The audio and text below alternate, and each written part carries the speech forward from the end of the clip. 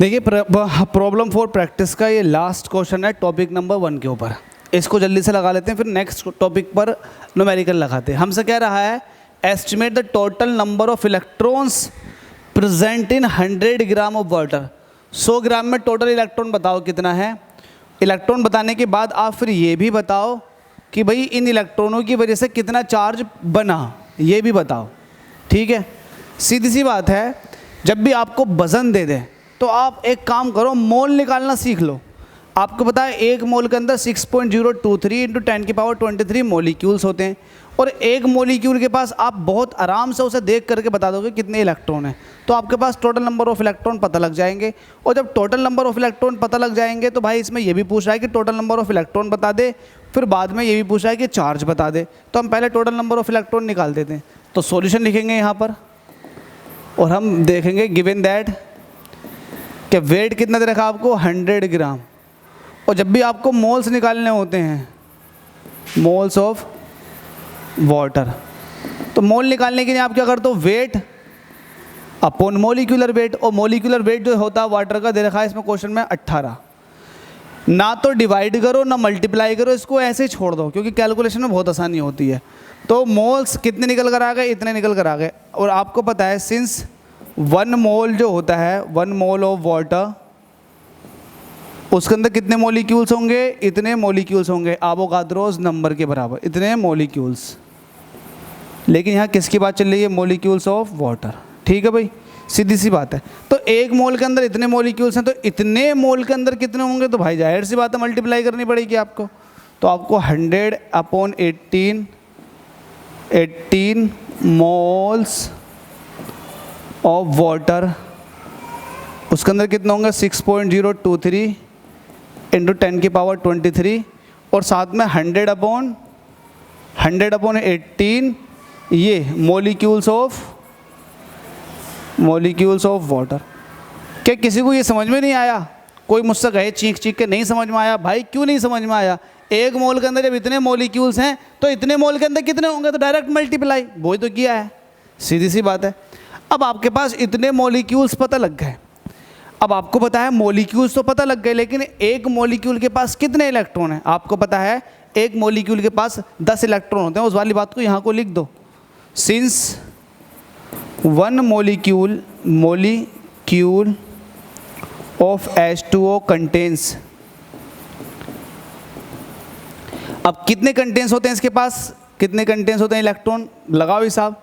2 hydrogen के पास हो गए, प्लस ऑक्सीजन के पास कितने हो गए, 8 हो गए, तो टोटल कितने हो गए, 10 इलेक्ट्रॉन। एक मोलिक्यूल के पास 10 इलेक्ट्रॉन, और इतने मोलिक्यूल्स के पास कितने इलेक्ट्रॉन होंगे। भाई जाहिर सी बात है, एक तो आपसे ये पूछा था कि भाई ये बता दे कि आपके पास टोटल नंबर ऑफ इलेक्ट्रॉन कितने हैं। तो टोटल नंबर ऑफ इलेक्ट्रॉन निकालने के लिए आपको बस 10 से मल्टीप्लाई कर देना, एक आंसर आपका ये बन जाएगा।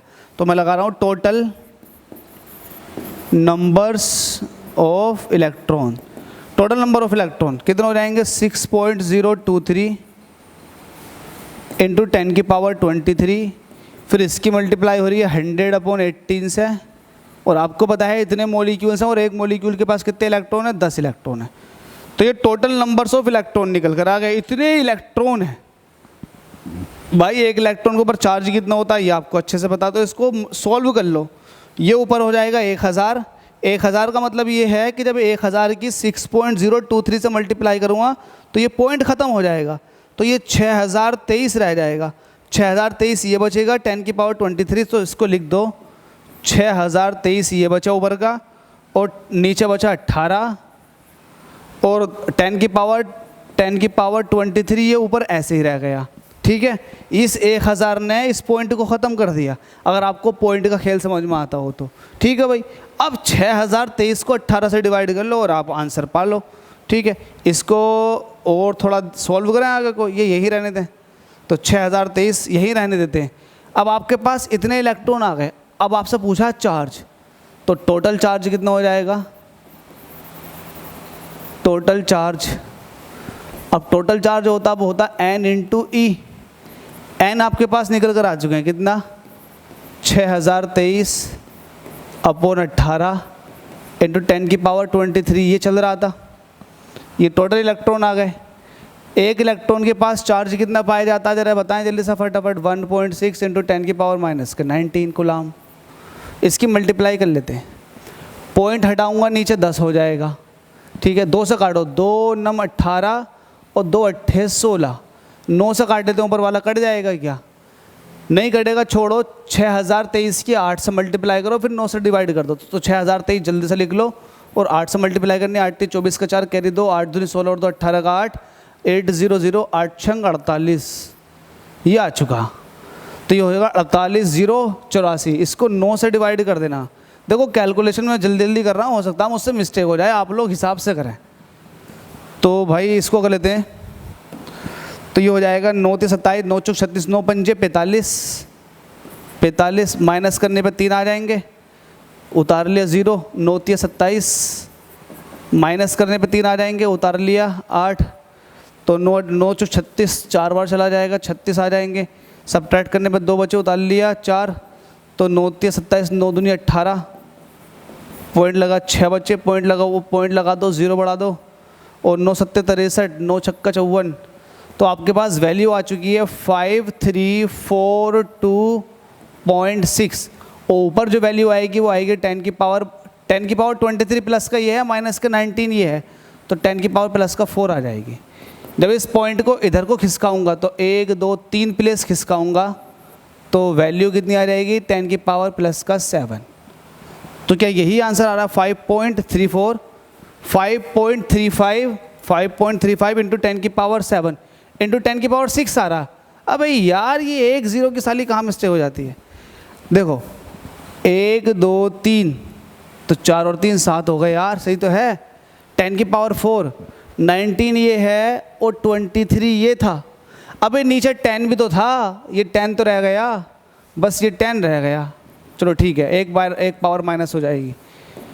5.34 इंटू 10 की पावर 6, तो ये आपके पास क्या आ चुका, कूलाम। तो भाई ये टोटल चार्ज आया।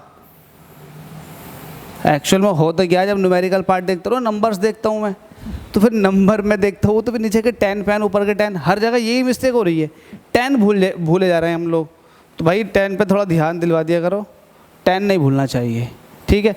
तो बस सिंपल से क्वेश्चन है, इसी तरह के थोड़े से कैलकुलेटिव पार्ट है, इतना भी कैलकुलेटिव पार्ट नहीं है, सिंपल से क्वेश्चन है, कॉन्सेप्ट एक ही है भाई। इलेक्ट्रॉनों के नंबर का पता लगा लो और आपको उनका चार्ज पता लग जाएगा 1.6 इंटू 10 की पावर माइनस 19 से मल्टीप्लाई करके। Thank you so much.